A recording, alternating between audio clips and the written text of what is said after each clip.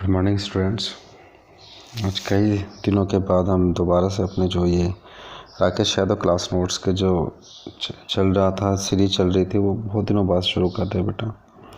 अच्छा, इसमें हमने टाइम एंड डिस्टेंस तक हम पहुंच गए थे और टाइम एंड डिस्टेंस में क्वेश्चन नंबर 70 जो है वहाँ तक हमने किया था, लेकिन उसको मैं एक बार दोबारा से करवा रहा हूँ। आई थिंक आपको कुछ दिक्कत आई थी इस क्वेश्चन नंबर 70 में, समझ में नहीं आ रहा था, तो इसी वजह से हम इस क्वेश्चन को दोबारा से स्टार्ट करते हैं। चलिए बेटा समझ लेते हैं क्या था ये question number 17 of time at distance. चलें देखो बेटा, क्वेश्चन दिया था बिना किसी डिब्बे के एक भाप के इंजन की चाल 24 किलोमीटर प्रति घंटा है। ठीक है, इंजन की गति में कमी डिब्बे की संख्याओं के वर्ग, यहाँ बेटा वर्ग का जो आगे है ना, ये वर्ग का मतलब वर्गमूल से, यहाँ पे ये ध्यान रखना बस। ठीक है, अगर आप इंग्लिश वाला क्वेश्चन देखोगे वहाँ पे आपको चीज़ समझ में आ जाएगी। ठीक है, वर्ग का मतलब वर्गमूल से, इसी वजह थोड़ी दिक्कत आई थी यहाँ। ठीक है, तो यहाँ कहता है कि इंजन की गति की कमी डिब्बे की, तो गति की कमी यानी कि डिक्रीज़ की बात कर रहा है, तो डिक्रीज़ जो हो रहा है वो बराबर हो रहा है। ठीक है, डिक्रीज जो हो रहा है वो कितने के हिसाब से हो रहा है, डिब्बे की कहूँगा हाँ, इंजन की गति में कमी डिब्बे की संख्याओं के वर्गमूल के समानुपाती है, यानी कि उसके क्या कहते हैं उसको, प्रोपोर्शनल है। ठीक है, तो प्रोपोर्शनल का ही साइन लगाते हैं। ठीक है, तो प्रोपोर्शनल है, तो अब यहाँ पे होगा प्रोपोर्शनल है किसके, डिब्बे के। तो डिब्बे को वैगन के उसमें या तो डिब्बा लिख लो या वैगन लिख लो, तो वैगन का W हमने लिख लिया। ठीक है, तो यहाँ पे ये चीज़ दी हुई है। अब यहाँ पे जो है, अगर हम इसको जो ये हमने प्रोपोर्शनल का जो साइन लगाया है, ठीक है, अगर इसको हटाते हैं तो बेटा हम क्या करते हैं, यहाँ पे इसको हटा के इक्वल का साइन कर देते हैं और इसकी जगह पे हम K ले लेते हैं। K क्या होगा, एक क्या होता है कि एक हम जो है एक ऐसा नंबर मान लेते हैं जो कि जो यहाँ पे प्रोपोर्शनल को हटा के जिसको मल्टीप्लाई किया जाएगा, जिसके साथ प्रोपोर्शनल दिया गया। ठीक है, ये चीज़ होती है और कुछ नहीं होता है इसके अंदर। तो हमने ऐसा कर लिया। अब क्या कह रहा है, अगर 4 डिब्बे जोड़े जाए तो चाल 20 किलोमीटर प्रति घंटा बन जाती है। तो हमने देखा बेटा 4 डिब्बे अगर जोड़े जाए तो चाल 20 किलोमीटर पर घंटा, तो यहाँ पे इसका मतलब हो गया कि भी अभी जो है ना 24 की स्पीड, जैसे कह रहा है 24 में से, ठीक है 24 की स्पीड उसने बताई, तो 24 में से अब 20 की स्पीड रह जाएगी। 20 की स्पीड कब रहेगी, जब कम हो जाएगी। हाँ, 4 डिब्बे तो 20 की स्पीड रह जाती है, तो कब रह जाती है, जब 4 डिब्बे जोड़े जाए। तो हम W की जगह 4 ले लेते हैं क्योंकि हमने डब्बे यही माने थे। ठीक है, तो हमने देखा कि यहाँ पर जब इसको करते हैं तो 4 में स्पीड में जो कितनी कमी आई, 4 की कमी आई। 24 थी, 24 से 20 हुई, 4 की कमी आई, और 4 की कमी कब आई, जब 4 डिब्बे जोड़े। तो ये हो गया। अच्छा इसको हम एक काम कर लेते हैं, सीधा 2 लिख लेते हैं। ठीक है, तो यहाँ पे क्या किया, 2 दूनी 4, तो K की जो वैल्यू आ गई ना बेटा वो आ गई, तो K की जो वैल्यू आ गई वो 2 आ गई। अब K की वैल्यू 2 आ गई, तो उससे आगे देखते हैं। ठीक है, अब यहाँ पे क्या हुआ, आगे कहता है कि ज्ञात करो कि ये इंजन ज़्यादा से ज़्यादा कितने डब्बे ले जा सकता है। तो हमें भाई ज़्यादा से ज़्यादा कितने डब्बे ले जा सकता है, तो जहाँ पे आप ये लगा लो कि जिस डब्बे को जोड़ने पर इसकी स्पीड 0 हो जाए, जिस डब्बे को जोड़ने पर इसकी स्पीड 0 हो जाए, तो उससे एक डब्बा कम ले जा सकता है, क्योंकि उस डब्बे को ले जा ही नहीं सकता है, 0 हो जाएगी स्पीड। तो हम देखेंगे बेटा 0 स्पीड करने का मतलब क्या हुआ, अभी स्पीड कितनी है, 24 है, तो इस 24 को कम करना होगा।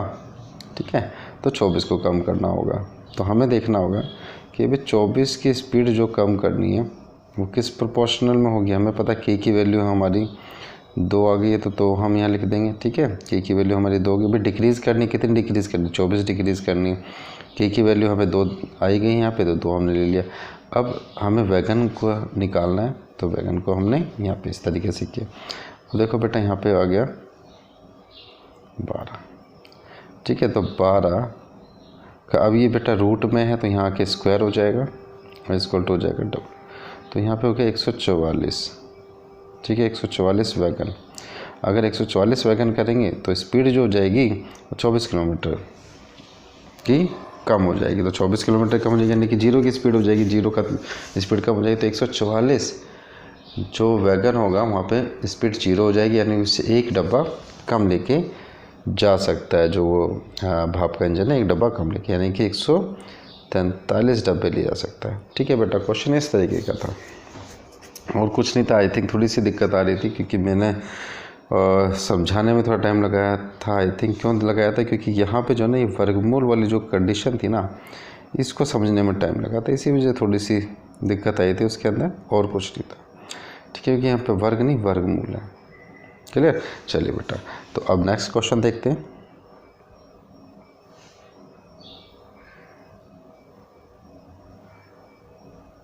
हाँ जी बेटा, अगला क्वेश्चन दिया है, दो स्टेशन एक्स और वाई के बीच की दूरी 650 किलोमीटर है। अगर दो ट्रेनें दोनों स्टेशनों से एक दूसरे की तरफ, चलिए बना के देखते हैं।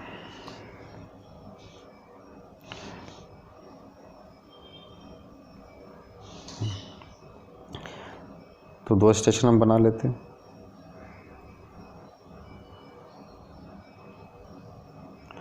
ठीक है, इनके बीच की दूरी 650 इसने बताई है, एक एक्स है और एक वाई है। अगर दो ट्रेनें दोनों स्टेशन में एक दूसरे की तरफ समय में चले तो 10 घंटे बाद मिलती है। ठीक है, तो दोनों ट्रेनें एक दूसरे की तरफ चलेगी तो कितने घंटे बाद मिलेगी? 10 घंटे बाद मिलेगी। तो उसी तरीके से हम कर लेते हैं कि इनकी जो रिलेटिव स्पीड हुई ना वो होगी x किलोमीटर पर आवर, हम मान लेते हैं। ठीक है, यही है, हमने यही इसकी स्पीड में मान ली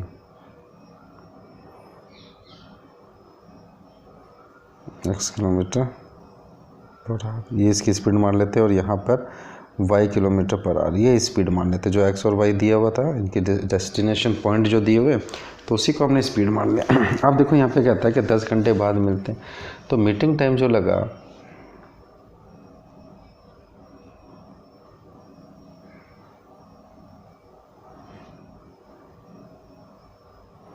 वो लगा 10 घंटे। ठीक है, तो बेटा रिलेटिव स्पीड क्या हो जाएगी? ठीक है, तो इनकी रिलेटिव स्पीड जो हो जाएगी, हमें पता है एक दूसरे की तरफ आ रहे हैं, तो एक दूसरे की तरफ आ रहे हैं तो स्पीड प्लस होती है। तो हमने देखा भाई स्पीड हो जाएगी आपकी, यानी कि प्लस हो जाएगी x प्लस वाई। ठीक है, x प्लस वाई, जो रिलेटिव स्पीड कितनी बनेगी बेटा? कितने किलोमीटर की यात्रा की? 650 डिस्टेंस है, और 10 घंटे बाद मिले, यानी कि डिस्टेंस अपॉन टाइम। तो डिस्टेंस अपॉन टाइम यानी कि स्पीड हो जाता है, तो ये हमारा हो जाएगा 65। ठीक है, तो 65 किलोमीटर पर आवर। ठीक है बेटा, तो यहाँ पर ये हो गया। अब बेटा दूसरी कंडीशन में देखते हैं आगे क्या कहता है। आगे कहता है, लेकिन अगर एक ट्रेन दूसरी से 4 घंटे 20 मिनट बाद चले तो 8 घंटे बाद मिलती है। ठीक है बेटा, एक कंडीशन तो ये होगी। अब चलिए देखो अगली कंडीशन की तरफ देखते हैं कि क्या कह रहा है। अब जो है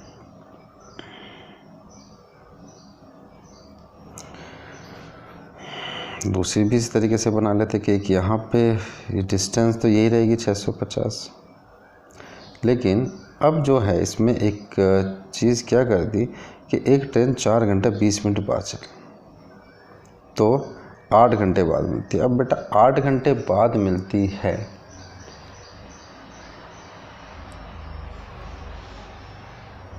तो हम देख लेते हैं 8 घंटे में कितना टाइम लगे। भाई यहाँ पे कह रहा है मीटिंग टाइम जो है वो है 8 घंटे। ठीक है, तो अब जो डिस्टेंस कितना कवर किया होगा 8 घंटे में? भाई हमें पता है रिलेटिव स्पीड उनकी कितनी आई थी? 65 किलोमीटर पर आवर।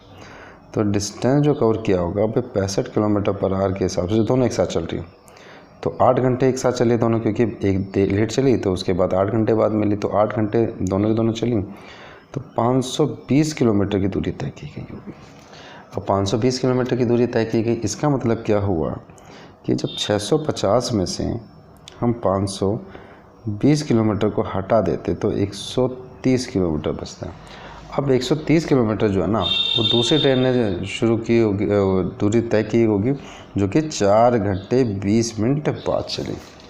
ठीक है, तो 4 घंटे 20 मिनट बाद चली, सॉरी 4 घंटे 20 मिनट बाद नहीं, 4 घंटे 20 मिनट जो चली है, अकेले चली है। ठीक है, कि 4 घंटे 20 मिनट बाद तो दूसरी वाली ट्रेन चली, तो जो पहले ट्रेन है उसने यानी कि 4 घंटे 20 मिनट की कुछ तो दूरी तय की गई होगी। तो जो कुछ दूरी तय की होगी वो कितनी दूरी तय की उसने, 130 किलोमीटर की दूरी तय की। तो 130 किलोमीटर की दूरी उसने तय की 4 घंटे 20 मिनट। अगर इसको फ्रैक्शन में हम तोड़ते हैं, ठीक है, तो 4 घंटे प्लस में 20 मिनट, तो 20/60 हो जाएगा, और इसको फर्दर करेंगे तो 1/3 हो गया, तो 4 तिया 12 और 1 13, तो 13/3 हो जाएगा, बटे में 3 को ऊपर ले लिया हमने। ठीक है, तो अब ये हो जाएगा यानी कि 30 किलोमीटर पर आवर। ठीक है बेटा, तो 30 किलोमीटर पर आवर हो गई स्पीड। अब एक ही स्पीड 30 किलोमीटर पर आवर है, और हम ये सब भी जानते हैं, ठीक है, कि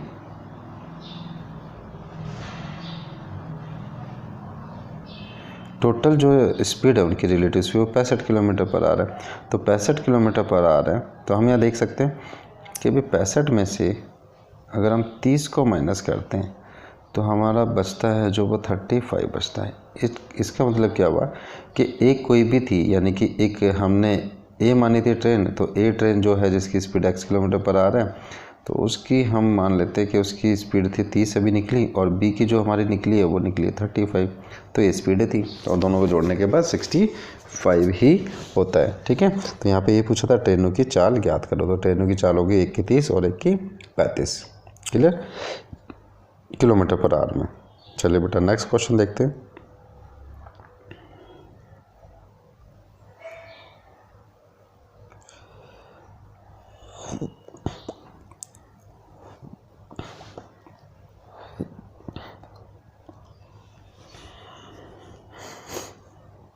हाँ जी बेटा, एक आदमी 120 किलोमीटर कार से, अच्छा 460 किलोमीटर ट्रेन से और 60 किलोमीटर घोड़े से जाता है। पूरी यात्रा में 13 घंटे 30 मिनट का समय लगता है।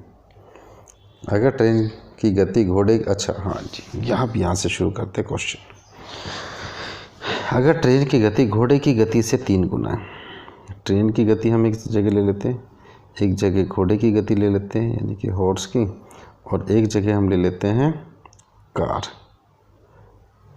ठीक है, तो अब यहाँ कहता है अगर ट्रेन की गति किसकी बात करें, ट्रेन की गति घोड़े से 3 गुना, तो घोड़े को अगर हम x मानते तो ये 3x हो जाएगा, और कार से 1.5 गुना, भाई कार से 1.5 गुना है तो कार की कितनी हुई, 2 हो जाएगी, 2x, क्योंकि देखो 2x जो है उसको अगर हम 1.5 गुना करते हैं, ठीक है, तो 1.5 गुना यानी कि 1.5, तो जब उसको कर 15 दूनी 30, तो 30 हो जाएगा, और 0.1 से पहले तो 3 हो जाएगा। ठीक है, तो वहाँ पे 3x दिया हुआ तो 3 ही बन जाएगा। क्लियर, इसी वजह से हमने यहाँ पे 2x लिया। चलिए बेटा, तो 2x हो जाएगी। अब देखते हैं आगे क्या कहता है, दोबारा से एक बार क्वेश्चन पढ़ने की कोशिश करते हैं। तो अब यहाँ पे कहता है कि एक आदमी 120 किलोमीटर कार से जाता है, तो कार से जा रहा है 120 किलोमीटर, ट्रेन से जाता है 60 और 460। ठीक है, तो ट्रेन से जो है 460, तो ट्रेन के नीचे हमने 460 किया, वो 3x के हिसाब से चलेगा, प्लस में, और घोड़े से जाता है 60 किलोमीटर, तो 60 किलोमीटर उसने यात्रा की घोड़े से, जो कि x की स्पीड है, और बाकी जो है कार से जो की थी 120 किलोमीटर, 120 किलोमीटर की यात्रा जो कार से, कार का 2x था, 2x की, तो उसको पूरी यात्रा में 13 घंटे 30 मिनट, तो 13 घंटे 30 मिनट अगर इसको हम फ्रैक्शन में तोड़ते हैं तो 13 घंटे 30 मिनट, तो 30/60 हो जाएगा, और 1/2 हुआ, तो अब यहाँ हो जाए 13 दूनी 26 और 1 27/2, तो ये हो जाएगा 27/2। ठीक है बेटा, तो 27/2 हो गया। अब इसको आगे सॉल्व करते हैं। तो यहाँ पे हमने देखा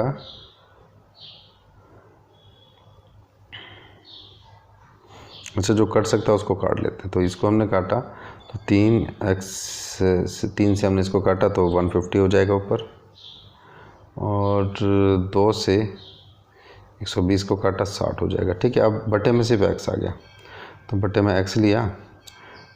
ठीक है, अब इन सबको जोड़ते हैं तो 150 और 60 120। ठीक है, तो 120 24 और 30 170 270 आ गया बेटा। 270 हमने यहाँ लिखा 270 बटे x, और इक्वल टू क्या था 27 बटे 2 था। जब इसको फर्दर काटेंगे बेटा 10 आएगा, और यहाँ पर ये कट गया। अब यहाँ हो जाए 10 दूनी 20, तो x की वैल्यू आ गई 20। तो x की वैल्यू आ गई 20। अब x है क्या? x तो हमने एक चर राशि मानी थी उसके अंदर। ठीक है, चलिए, तो अब यहाँ पे निकालना क्या था? यहाँ पे निकालना था ट्रेन की चाल ज्ञात करो। तो ट्रेन की चाल हमने कितनी मानी? 3x मानी थी। तो ट्रेन की चाल 3x मानी तो 3 × 20 करेंगे तो 2 3 6, यानी कि 60 किलोमीटर पर आवर। ठीक है बेटा, यही निकालनी थी, 60 किलोमीटर पर आवर उसकी स्पीड हो जाएगी। चलिए अगला क्वेश्चन देखते हैं।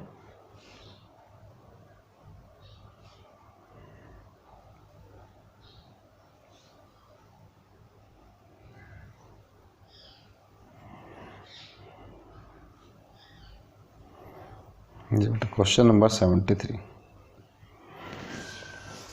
यहाँ पे क्या कहता है? एक आदमी 360 किलोमीटर का कुछ भाग जहाज़ से और कुछ भाग ट्रेन से 4 घंटे में तय करता है। अगर वो सारी यात्रा जहाज़ से करता तो 2 घंटे पहले पहुँच जाता, और ट्रेन के समय का 4/5 समय बचा लेता, तो जहाज़ और ट्रेन से तय की गई दूरी ज्ञात करो। ठीक है बेटा, चलिए बेटा इसको भी देख लेते हैं। अब देखो यहाँ पे क्या कहता है कि एक आदमी ने कुछ दूरी तो ट्रेन से तय की,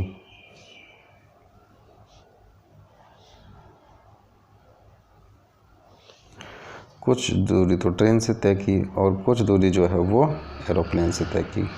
अब ये जो दोनों दूरी जब तय की गई तो उसको लगे 4 घंटे। ठीक है बेटा, जब ये तय की गई तो 4 घंटे उसको लगे।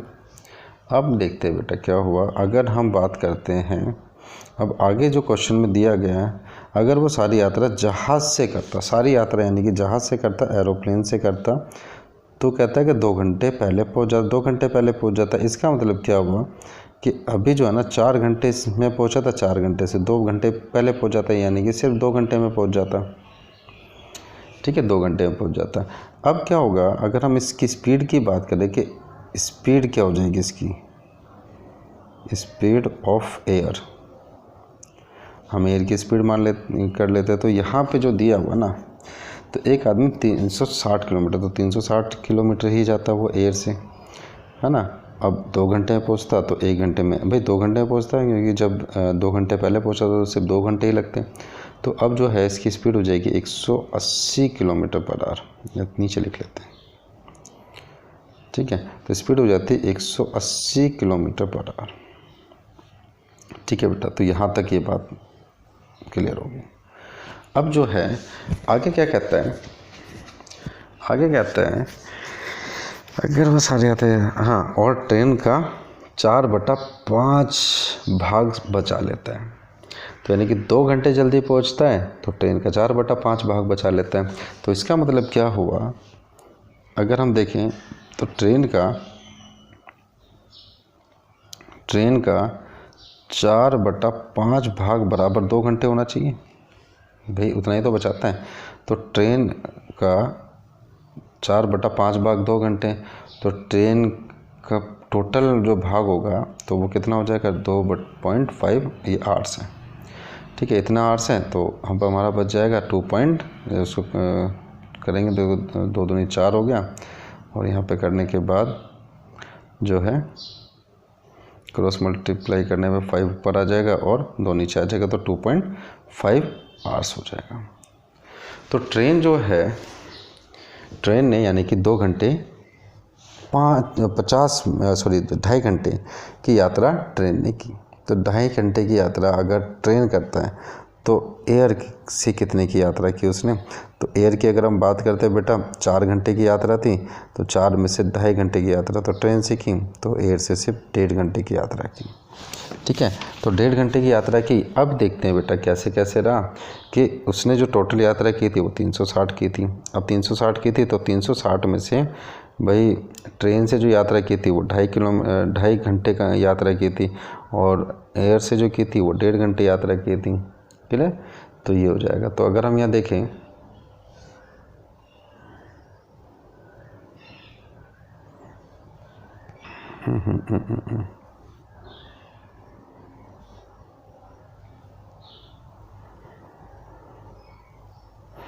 ठीक है, अगर हम यहाँ देखें तो अगर हम एयर की बात करते हैं तो एयर से जो है स्पीड है 180, 1.5 घंटे में 1.5 को हम ऐसे लिख सकते हैं, तो ये हो जाएगा 270। ठीक है, 270 किलोमीटर। तो 270 किलोमीटर अगर वो एयर से गया है तो ट्रेन से हम देख लेते हैं बेटा कितना गया होगा। तो ट्रेन से जो गया होगा वो गया होगा 360 में से माइनस किया 270। ठीक है, तो हमारा जो बचा वो 90 बचा। तो ट्रेन से जो उसने यात्रा की वो 90 किलोमीटर की यात्रा ट्रेन से की। क्लियर, चलिए बेटा अगला क्वेश्चन देखते हैं।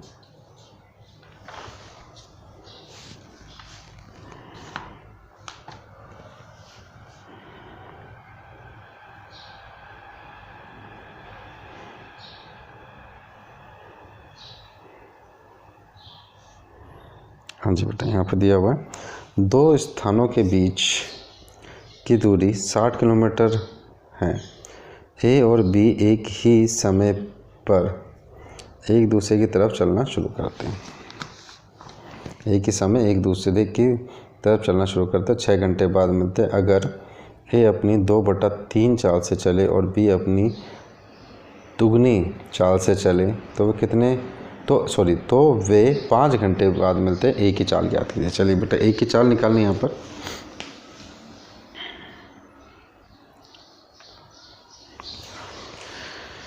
चलिए देख लेते हैं। अब देखो यहाँ पर जो दिया है थोड़ा सा लेंदी सा लग रहा है बेटा कि चलो देखते हैं, आ जाएगा। वैसे तो थोड़ा छोटा छोटा लिखते हैं। वे 2 स्टेशनों के बीच की दूरी 60 किलोमीटर है। ये ए हो गया, ये बी हो गया। एक दूसरे की तरफ चलना शुरू तो 6 घंटे बाद मिलते। तो रिलेटिव स्पीड की जो बात की जाए इनकी वो हो जाएगी 60/6। ठीक है, यहाँ तक तो कोई डाउट नहीं होगा। तो 10 किलोमीटर पर आवर की रिलेटिव स्पीड होगी। अब दूसरी कंडीशन कहता है कि अगर ए अपनी 2/3 साल से चले और बी अपनी जो है दुगनी चाल से चले तो उनके जो है 5 घंटे बाद मिलते हैं।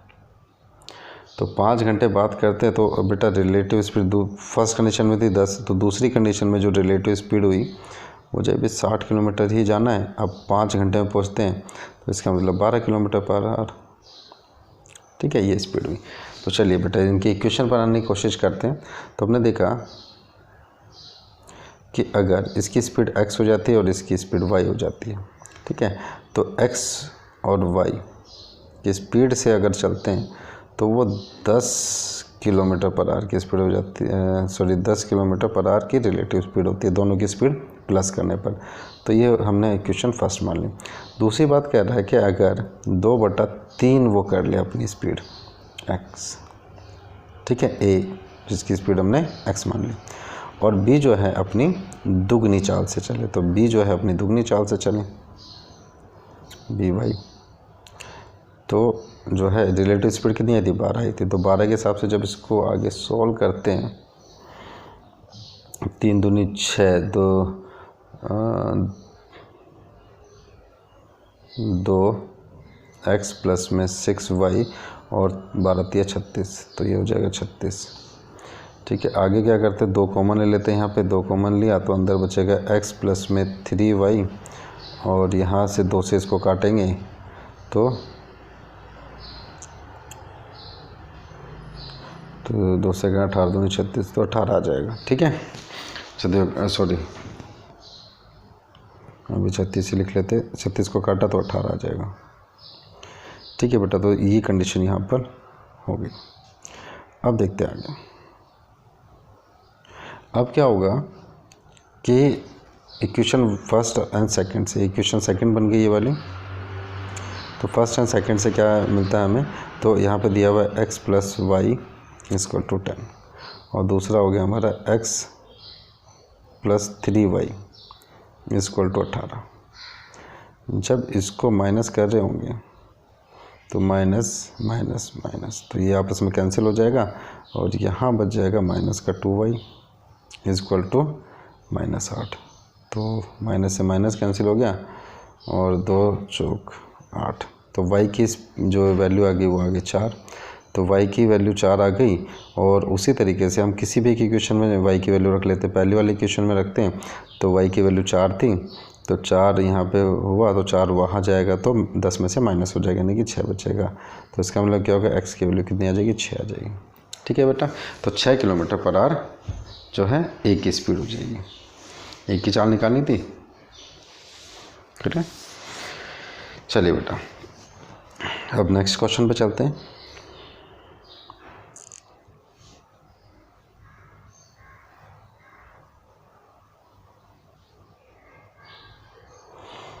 एक आदमी ए से बी 20 km/h की चाल से जाता है और बी से ए वापस 30 km/h की चाल से आता है। पूरी यात्रा की औसत चाल ज्ञात करो।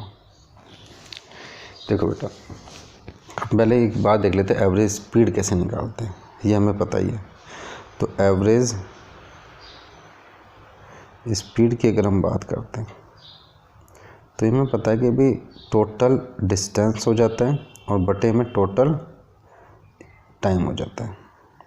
ठीक है, टोटल टाइम। तो यही चीज़ है जो एवरेज स्पीड को निकालने में मदद करती है। ठीक है, तो इसी तरीके से हम निकालते हैं। तो अलग अलग दिया होता है। तो कई बार क्या होता था, पहले सिर्फ आना और जाना ही होता था, अब 3-3 4-4 बार उसको घुमा देते हैं क्वेश्चन को। ठीक है, अब ऐसे घुमा देते तो उसको हम देखेंगे बाद में। तो पहले हम देखें तो एक्चुअली में होता क्या है कि सपोज करते हैं डिस्टेंस है, हम इस डिस्टेंस को डी मान लेते हैं। ठीक है, यहाँ से ए है, यहाँ से बी है। अब जो है यहाँ पे कहता है कि 20 km/h की चाल से, तो यहाँ से जब जा रहा है वो 20 km/h की चाल से जा रहा है और जब बी से वापस आ रहा है तो वो 30 km/h की चाल से आ रहा है। तो अब देखते हैं बेटा, तो पूरी यात्रा हम यहाँ देखा तो बेटा एक बार डी जो है यहाँ से लेके यहाँ तक पूरा डी कवर किया, फिर यहाँ से वापस आया तो फिर दोबारा डी कवर किया। तो डी कितनी बार, यानी कि डिस्टेंस टोटल कितनी कवर होगी, 2D बटे में। अब बेटा एक बार जो वो डिस्टेंस जो कर रहा है वो स्पीड है उसकी 20 km/h, तो हमने यहाँ देखा बटे में टाइम आएगा। ठीक है, बटे में टाइम आता है, टोटल टाइम। तो हमने देखा अभी पहले कंडीशन में जो है डिस्टेंस, यानी कि डिस्टेंस अपॉन टाइम क्या होता है, डिस्टेंस अपॉन स्पीड। तो पहले उसमें 20 की स्पीड थी और दूसरे उसमें डिस्टेंस अपॉन में 30 की स्पीड थी। कॉन्सेप्चुअल बता रहा हूँ बेटा, क्योंकि देखो ट्रिक से भी मैं बता सकता था, बड़ा आसान था इस क्वेश्चन को बताना, लेकिन अगर ट्रिक से करोगे तो आजकल क्वेश्चन इतने इजी नहीं आते। उसमें क्या होता है कि एक बार गया फिर आया फिर गया। ठीक है, ऐसे भी दे दिया। कई बार क्या होता है कि 3-3-4 बार वो आ रहा है जा रहा है, तो ऐसे भी दे देते हैं। अगर सिर्फ एक बार गया और एक बार आ गया तो बड़ा आसान है ट्रिक से निकालना। बाकी ट्रिक से भी मैं बताऊँगा अभी, तो पहले इसको देख लेते हैं। तो जब इसको देखेंगे बेटा, ऊपर था 2D, नीचे हो गया 5D/60। ठीक है, इसको फर्दर काटोगे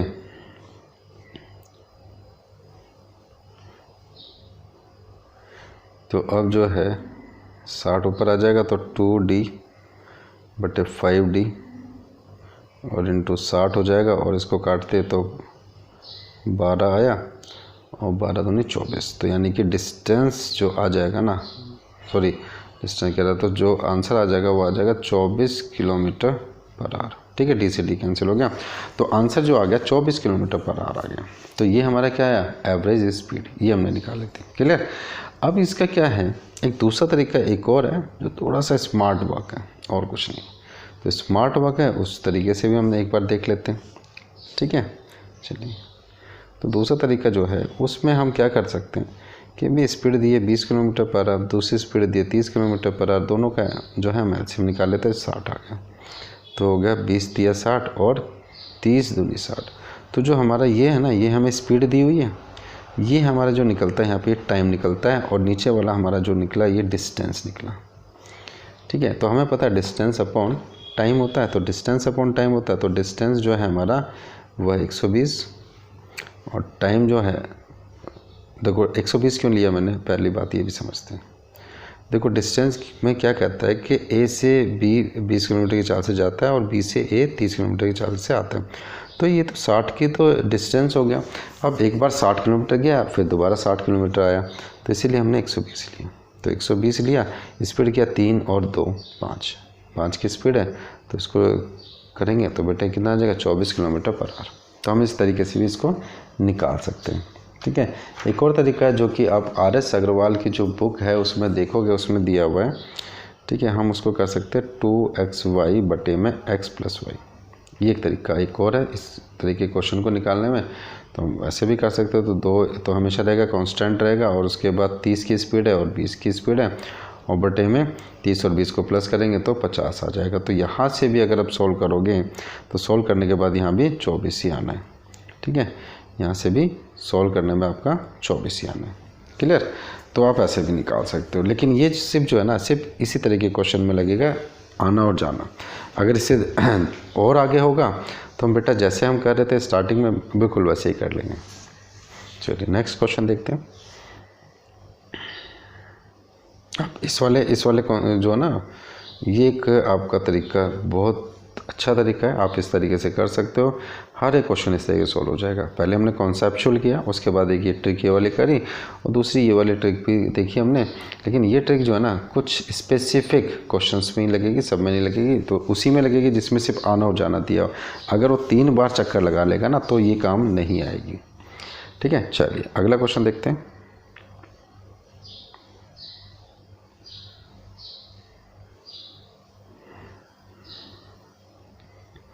एक आदमी ए से बी 20 किलोमीटर प्रति घंटे की चाल से जाता है और बी से ए वापस 30 किलोमीटर प्रति घंटे की चाल से आता है, और दोबारा ए से बी 40 किलोमीटर प्रति घंटे।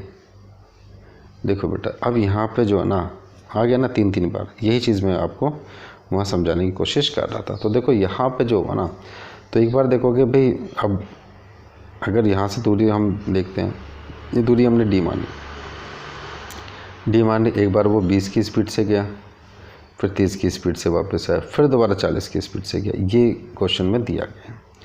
ठीक है, ये दिया हुआ। अब बेटा उसी तरीके से अगर हम देखें तो डिस्टेंस कितनी बार कवर हुई, 3 बार डिस्टेंस कवर हुई। तो डिस्टेंस कवर 3 बार हुई, टाइम की बात करेंगे तो डिस्टेंस अपॉन 20 यानी कि स्पीड, टाइम हो गया, और फिर डिस्टेंस अपॉन में फिर 30 हो गया, और फिर हो गया डिस्टेंस अपॉन में फिर 40 की स्पीड होगी। तो ये हमारा यहाँ पे हो गया। ठीक है, चलिए अब आगे देखते हैं।